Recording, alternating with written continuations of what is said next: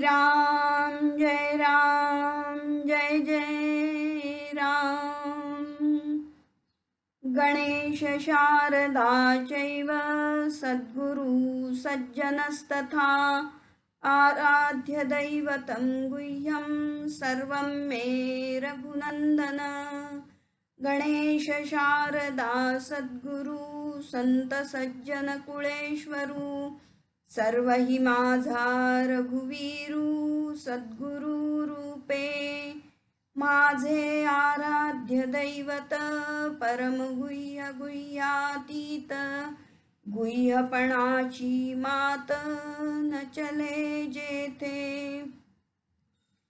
यो जातो मरुदंशजो क्षितितले संबोधयन् सज्जनान् ग्रंथं यो रचयन् सुपुण्यजनकं श्रीदासबोधाभिधम् यत्कीर्त्या पठनेन सर्वविदुषां स्वान्तापहारी सदा सोऽयं मुक्तिकरक्षितौ विजयते श्रीरामदासो गुरुः। शुका सारिखे पूर्ण वैराग्य जाचे वसिष्ठा परिज्ञान योगेश्वराचे कवी वाल्मिका सारिखा मान्य ऐसा नमस्कार माझा सद्गुरु रामदासा।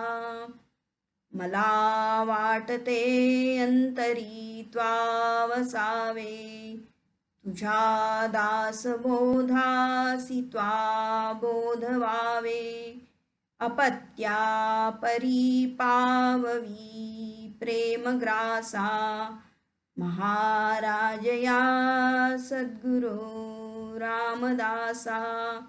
जय जय रघुवीर समर्थ। समस्त जन कल्याणे निरतं करुणामयं नमामि चिन्मयं देवं सद्गुरुं ब्रह्मविद्वरं हरि ओम। श्रीराम संत समाधीचे मंदिर संत विवेकाचे भांडार नातरी बोलिजे माहेर सायुज्य मुक्तीचे श्रीराम। एखाद्या दुकानाचा विक्री वाढण्यासाठी किंवा हॉटेल किंवा काय स्वीट मार्ट असतं तर त्याचं विक्री वाढण्यासाठी काय करतात, आम्हाला सॅम्पल देतात, अरे खाऊन तर बघा, थोडंसं घ्या, पैसे नाही लागत तुम्हाला। जणू काही इथे समर्थ ही संतांची अशी विशेष प्रकारची वंदना करून ते आपल्याला म्हणतायत की संत व्हा।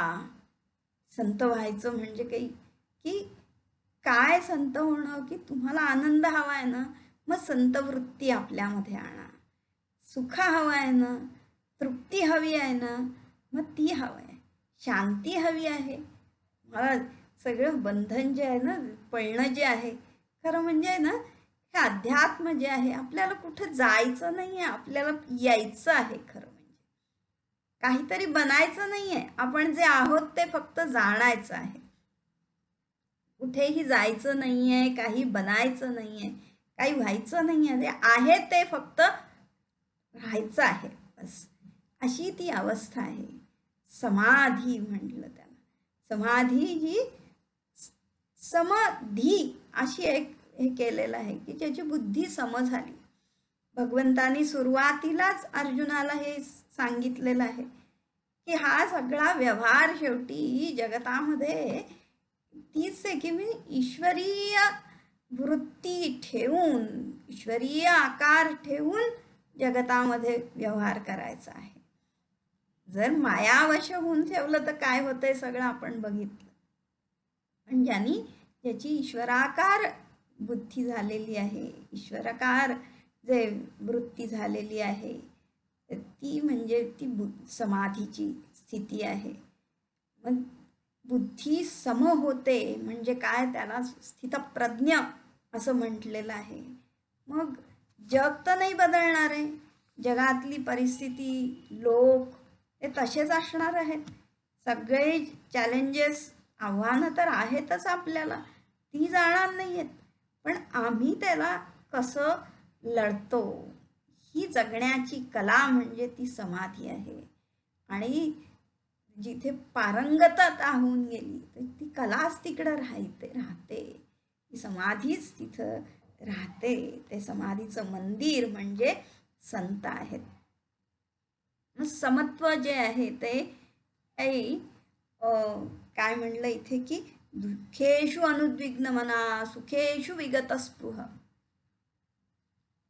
दुःखामध्ये अनुद्विग्न न होणं आणि सुखामध्ये हर्षित होऊन वाहत न जाणं, हे पण नाही. राग द्वेष, मला हे आवडतं, हे आवडत नाही, हे पण जिथे नाहीये. भय नाही कशाचं, क्रोध नाही, अशी जी अवस्था ती म्हणले. तो जो आहे तो संत, त्याची स्थिती जी आहे, स्थितधी म्हणले. ती धी जी आहे ती तिथं स्थित झालेली आहे. सम्यक आधानम तिथं ठेवलेली आहे, ती व्यवस्थित अशी तिथे राहिलेली आहे. ती म्हणजे समाधीचं मंदिर त्याला म्हटलेलं आहे. मग आता ही समस्थिती काळची बरं येते अशी. बाहेर तर द्वंद्व आहे, त्या द्वंद्वाच्या पलीकडे जाणं म्हणजे काय आहे, तर त्यातलं जे पाहिजे तेच बरोबर निवडून घ्यायचं आहे.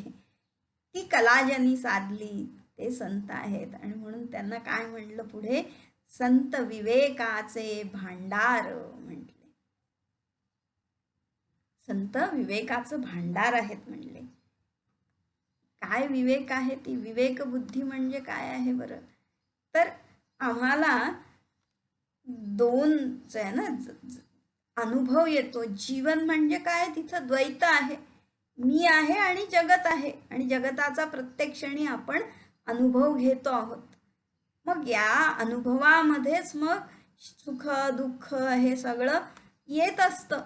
शीत उष्ण याचा अनुभव आपल्याला येत असतो. या इंद्रियांचा जगताशी संबंध, मात्रा स्पर्शा सुखोंतेय शीतोष्ण सुख दुःखदा, हे होत असतं. पण मग आता याच्यामध्ये सगळेच जण हा अनुभव घेत आहेत, पण मग काही जण त्याच्यामध्ये काय होरपळून निघतायत, तर काही आनंदात आहेत सगळे. मग आनंदात कोण राहू शकतं? समुद्र तर खवळलेलाच असतो, हे उंच उंच लाटा येत असतात. काही जण तिथून धावून पळून जातात, भीती वाटते, कुणाला अस्वस्थता होते की हा कधी शांत होईल, काय होईल करत चर्चा करतच बसतात आणि काही करत नाहीत. पण जे आनंद घेणारे ते काय करतात, नुसते तराफा जो असतो, छोटीशी अशी काय एक लाकडी पट्टी असते नुसती, आणि त्या पट्टी आणि मोठा बांबू की काय असतो, बस तेवढं घेऊन ते त्याच्यामध्ये खेळ करतात. काय म्हणतात ते, काही मोठ्या मोठ्या त्या लाटांच्या बरोबरीने ते उंच जातात आणि मग पुन्हा खाली त्या पाण्याबरोबर येतात, आनंद लुटतात त्याच्यामध्ये. ते म्हणत नाही अरे समुद्र किती खवळला आहे एवढं, ते पण त्याच्याबरोबर उलट आनंद घेतात. हा जर खेळ ज्याला जमला तर लाटा तर येतच राहणार आहेत.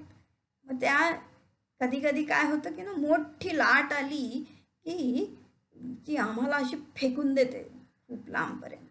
पण जे जे जे जे जाणकार असतात ना, ते काय करतात, आता खरं ती लाट खूप शक्तिशाली असते आणि आपली शक्ती त्या काहीच नसते, फिकी असते ती. मग आता जर आपण त्या शक्तीला तोंड देऊ शकत नसतो, तर तिथे ते काय करतात, खाली सरळ बसतात असे, वरून लाट जाते, काही फरक पडत नाही आणि सेफ, आपण सुरक्षित राहतो. मग हे सगळं काय आहे, ही हुशारी म्हणजेच काय, विवेक आहे. की कधी तोंड द्यायचं आणि कधी माघार घ्यायची, कधी झुकायचं, हे सगळं ज्याला जमलं ते विवेक आहे. मग संतांकडे सगळ्या प्रकारचा विवेक आहे. संत कोण आहेत म्हटले, विवेकाचे भांडार आहेत. भांडार आहे विवेकाचं. एक दोन विवेक नाही आहे. नुसतं शास्त्र आम्ही वाचायला गेलो तर किती विवेक आहे बरं. विवेक चूडामणी नुसता विवेक चूडामणी पंचदशी नुसते हे ग्रंथ पण किती विवेक सांगितलेले आहेत बरं त्याच्यात. आत्मानात्म विवेक, नित्यानित्य वस्तू विवेक, कालत्रय विवेक, देहत्रय विवेक, पंचकोश विवेक आणि काय पंचमहाभूत विवेक, दृग्दृश्य विवेक, अनेक अनेक असे कितीतरी विवेक सांगितलेले आहेत. शास्त्रीय दृष्ट्या ते सगळे विवेक आहेत. पण तरी जेव्हा विवेकाचं भांडार म्हटलं तर ते भांडार म्हणजे काय, समजा गोडाऊन कुलूप लावून ठेवलेलं आहे आणि जेव्हा वेळ आली तेव्हा वापरताच येत नाही, तर मग काय फायदा आहे बरं. मग तो विवेक जो आहे तो आम्हाला इथे प्रत्येक कृती करत असताना तिथे तो विवेक दिसला पाहिजे. आचरणात जेव्हा येतो तेव्हा ते विवेकाचं भांडार आहे. म्हणजे प्रत्येक काही सांगता येत नाही ना, काही कुठे आम्ही फसलो जाऊ, काय होईल. आणि सगळ्यात महत्त्वाचा विवेक जो आहे की चलाखी म्हणजे विवेक नाही आहे. तर विवेकची जिथं ती वृत्ती जी आहे ती समाधी स्थितीत जर आहे, मी आत्मतत्व आहे, मग आत्मतत्व काही करत नाही, आत्मतत्वाला काही फरक पडत नाही, आत्मतत्व हे कधी तुटत नाही, फुटत नाही, जळत नाही, अशा स्थितीमध्येच आहे, तर आम्ही लढायला कशाला जाऊ बरं. आणि म्हणून तिथे शांती, दया, प्रेम हेच मुळी तिथं प्रकट होत असतं. शांतीची पै शांती म्हटले, ती संजीवन समाधी आहे, तिथं ते समाधीच आहे. मग तो विवेक जिथे त्यांच्या प्रत्येक आचरणातून तो आत्मानंद आत्मविवेकच दिसून येत असतो. जे अनात्म आहे, ही जी क्षिप्त विक्षिप्त अवस्था जी आहे ती सगळी अनात्म आहे. विक्षेप जे येतात, वृत्ती दुसऱ्या विषयांकडे जाते, कारण मग ती अनात्म अवस्था आहे. अनात्म जे म्हणजे जे मी नाही, माझ्यापेक्षा वेगळं आहे, जे जड आहे, जे नश्वर आहे, ते त्याची वृत्ती येणं कधी होतच नाही मुळे तिथे. आणि विवेक एक विवेक आहे, समजा आम्हाला माहिती आहे की विवेक हा काय, विच धातूपासून विवेक बनलाय. विच म्हणजे निवडणे, वेगळं वेगळं करणे. पण फक्त वेगळं वेगळं करणं म्हणजे विवेक नाही आहे. तर ते वेगळं करून त्यातलं जे योग्य आहे ते निवडायचं, ते मला घ्यायचं, तो म्हणजे विवेक आहे खरा. म्हणजे आम्ही रोज घरामध्ये करतो ना, जेव्हा भाजी निवडतो म्हणजे काय करतो, तर ते जे त्यातलं ते टाकाऊ जे आहे, त्याची फोलपट, काय बिया, कुचकं नासकं खराब जे आहे, ती मुळं जी आहेत, ते सगळं काढून ते आम्ही कचरा फेकून देतो. त्याची टलफरं आम्ही काढून ती बाजूला करतो आणि जे चांगलं आहे ते फक्त आम्ही घेत असतो. त्याच्याकरता आम्हाला घरामध्ये बरीच कितीतरी मशीन्स, आपली यंत्र सगळी आहेत ना, चाळणी आहे, सूप आहे, आणखीन काय वेगळी वेगळी अवजारं आम्ही वापरत असतो घरामध्ये. कधी हाताने निवडत असतो, खडे काढायचे सगळे आणि घ्यायचे, तांदूळ निवडायचे. असे विवेकाचं ते भांडार आहेत म्हणले, विच धातूपासून. आता आणखीन एक थोडासा विचार इथे, विवेकाचं भांडार आहे म्हणजे छोटासा एक एवढीशी वृत्ती म्हणजे संत आहेत का बरं. तर जेव्हा आत्मस्थिती जी आहे ती म्हणजेच तिथं काय द्वंद्व नाही, म्हणजेच काय, ते सर्व व्याप्त होऊन जातं. तिथं ही संकुचितता नाही राहत, कुठलीही सीमा राहत नाही, ते व्याप्त, सर्व व्याप्त होतात, त्याचा विस्तार वाढत असतो सगळा.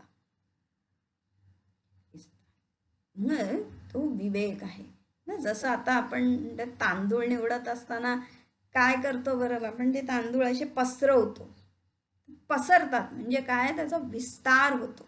आणि मग त्यातलं जे अनात्म आहे, जे फेकायचं आहे, ते त्यातलं आम्ही काढून टाकतो. साडी काढली, दगड काढला, आणखीन काय, जे ज्यांचं अंतःकरण त्याला पार नाही उरला, ते जे आहे ते म्हणजे विवेकाचं भांडार आहे. आणि मग तो सगळीकडे सारखाच विवेक असतो, सगळ्यांसाठी सारखं, हे माझं हे परक असं तिथं काही उरतच नाही. संत विवेकाचे भांडार म्हटले. किती अनेक संतांची जी चरित्र जी आहेत त्याच्याशिवाय हे खरं कळणार नाहीये. पण किती जणांची चरित्र सांगायची बरं. प्रत्येक ज्या त्यांच्या कृतीमध्ये विचारामध्ये हा विवेकच भरलेला आहे. मुळी धर्म जेव्हा करायचा आहे तेव्हा धर्मच केला जातो, त्याच्यामागे दुसरं काही प्रसिद्धी कर्मकांड जे आहे ते होत नाही. तर त्यांच्याकडून धर्मच होतो, अधर्म होत नाही. जेव्हा अर्थपुरुषार्थ आहे तिथं लोभ तिथं नसतो, त्या अर्थाचा जो वापर धर्मासाठी होत असतो. कामपुरुषार्थ जो आहे, कामपुरुषार्थामध्ये त्यांची पूर्ण अनासक्ती आहे. कामपुरुषार्थ हे फक्त जीविका चालवण्यासाठी आहे. प्रत्येक ठिकाणी हे जे विवेक आहे, काय साध्य करायचं, काय आधीच ते केलेलंच आहे सगळं साध्य, त्यामुळे आता काही करणंच बाकी उरत नाही त्यांना. पण तरी जीवन आहे ना, जीवनामध्ये त्यांचं जीवन म्हणजे आदर्श आपल्यासाठी होऊन जातं. काय आहे विवेक, तो त्यांच्याकडूनच आपल्याला शिकता येतो. धर्म अर्थ काम हे सगळं विवेकाने करणारे, मोक्ष पण त्यांच्या घरी पाणी भरत असतो.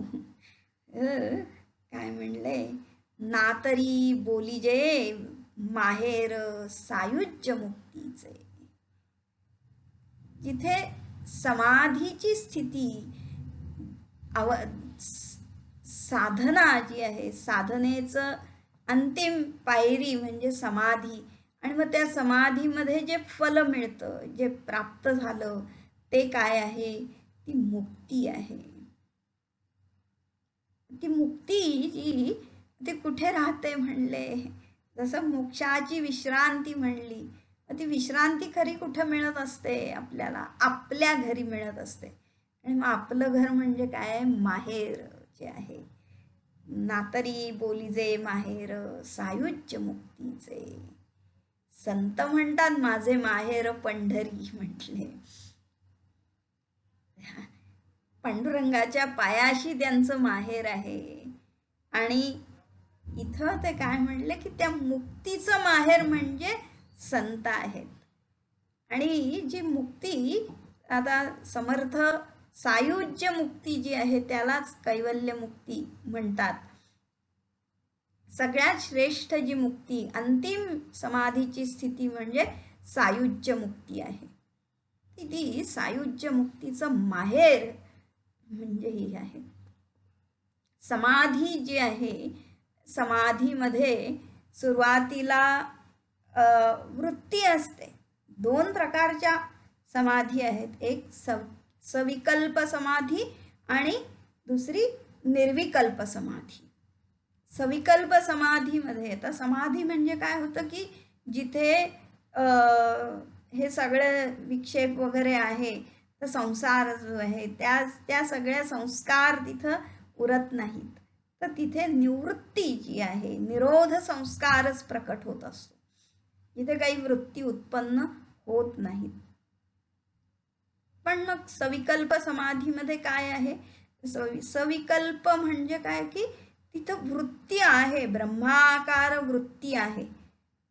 जरी त्रिपुटी असली की ज्ञाता ज्ञेय आणि ज्ञान हे जरी असलं तरी तिथे त्या ब्रह्माकार वृत्तीच आहे, तिथं विषय येत नाहीत, म्हणून ती समाधीची स्थिती आहे अशी.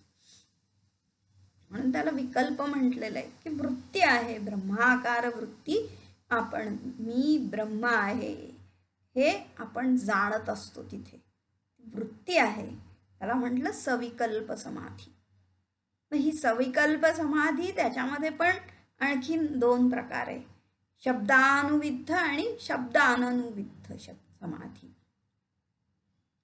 म्हणजे काय की तिथे ती वृत्ती शब्दरूप आहे, म्हणजे आपण त्या शब्दांनी हो मी ते ब्रह्म आहे, ते सच्चिदानंद मी आहे, हे आपण जाणत असतो. जसं आत्ता आपण आपल्या मनाची अवस्था जाणतो आहोत ना, की मी सुखी आहे, मी दुःखी आहे, ते माझं दुःख आहे, माझं काय, मला आनंद होतो आहे, हे सगळं आपण जाणतो आहोत. पण इतकं साधात्म्य आहे की तो जाणणारा वेगळा आहे हे आपण मुळी त्याचा विचारच कधी काही करत नाही. म्हणून तर त्या जेव्हा हा विवेक करत करत करत कोण जाणणारा आहे, कोण जाणतं, जेव्हा अनुभव घेतो तेव्हा अनुभव घेणारा, अनुभावक आणि ही वस्तू अनुभाव्य, हे दोन वेगळं वेगळं आहे. आणि मग तो अनुभव घेणारा कोण आहे? शरीर आहे का, इंद्रिय आहेत का, कोण आहे अनुभव घेणारं? शरीर इंद्रिय तर आपली आपण जड आहेत. मग मन घेतं का अनुभव? मन तर सविकल, काय म्हणायचं, संकल्प विकल्पात्मक मन आहे. ते तर त्याला काही निश्चित असं हे नाही आहे. त्या मनावर पण कोणाचं तरी बुद्धीचा ताबा आहे. बुद्धी ही अनुभव घेते का? पण बुद्धी पण स्वयंप्रकाशी नाही आहे, ती तिला जाणू शकत नाही, ती जड आहे. तिला पण प्रकाशित करणारं जे चैतन्य आहे, त्या चैतन्यामुळे हे सगळे आहे, कार्यरत आहेत असं भासत असतात. मग जाणीव जी आहे ती कुठे होते? त्या या शरीर, मन, बुद्धी याच्याही पलीकडे जे चैतन्य आहे, ते माझं स्वरूप, ते स्वरूप तिथे, त्याच्यामुळे हा अनुभव येत असतो. आणि मग ते म्हणजे मी आहे, इथपर्यंत पोहोचायचं आहे. आणि ती जाणीव जी आहे, तो साक्षीभाव, ती तुरीय अवस्था जी आहे, तिथपर्यंत आम्ही जाऊ शकतो. आणि मग तिथे काय आहे बरं? ती वृत्ती काय आहे? आनंद स्वरूप आहे ना. तिथं काही जाणं नाहीये, जाणणं नाहीये, ते ज्ञानस्वरूप, ज्ञप्तिमात्र स्वरूप आहे. आणि त्यामुळे तिथे शांती आहे, विक्षेप नाही आहेत, तिथं मूढता नाही आहे, ज्ञान आहे, आनंद आहे आणि सत आहे, शांत आहे. तिथे काही गडबड वर्दळ नाही आहे. आणि म्हणूनच तिथं विश्रांती आहे.